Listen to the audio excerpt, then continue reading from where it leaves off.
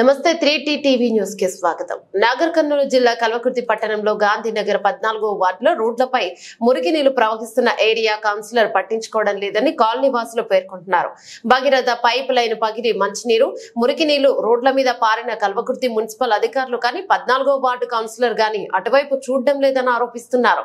ఈగలు దోమలు అధికమవడంతో గాంధీనగర్ కాలనీ ప్రజలు అనారోగ్య పాలవుతున్నారు. ఇంకా ఇక్కడ ఉన్న పెద్ద కాలువ గాంధీనగర్ ప్రజలకు పెద్ద సమస్యగా మారింది. చిన్న పిల్లలు ప్రమాదవశాత్తు అందులో పడి ఎన్నోసార్లు గాయాల పాలయ్యారు. ఈ విషయాన్ని కల్వకుర్తి మున్సిపల్ కమిషనర్ కి చైర్మన్ ఎన్నిసార్లు చెప్పినా పట్టించుకోవడం లేదు. ఎన్నికల సమయంలో అప్పుడు ఖచ్చితంగా సమస్యలు పరిష్కరిస్తామని వాగ్దానాలు చేసి ఇప్పుడు చూసి చూడనట్టుగా వ్యవహరిస్తున్నారు. ఇప్పటికైనా దయచేసి మున్సిపల్ చైర్మన్ కమిషనర్ పట్టించుకొని కాలనీ సమస్యలను 14వ వార్డు సమస్యను పరిష్కరించాలని కాలనీ ప్రజలు కోరుతున్నారు.